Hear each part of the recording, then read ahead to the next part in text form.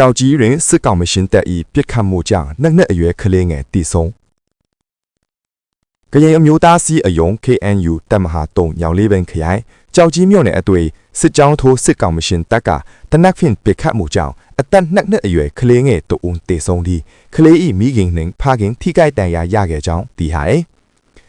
ယမန်နေ့မတ်လ19ရက်နနက်ပိုင်းတွင်ကြောက်ကြီးမြို့နယ်ဇရက်ခင်ရွာ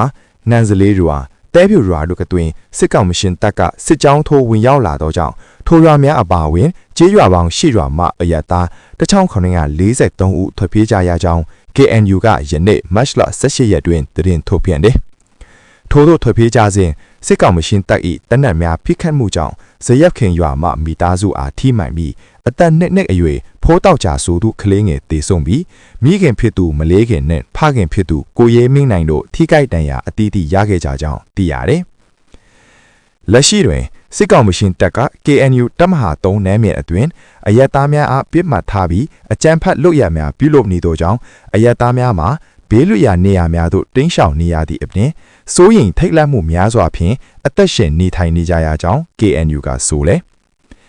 ပြီးခဲ့သည့်မတ်လ9ရက်နေ့ကလည်းပဲခူးတိုင်းညောင်လေးပင်မြို့နယ်အတွင်းရှိရေတွင်းကုန်း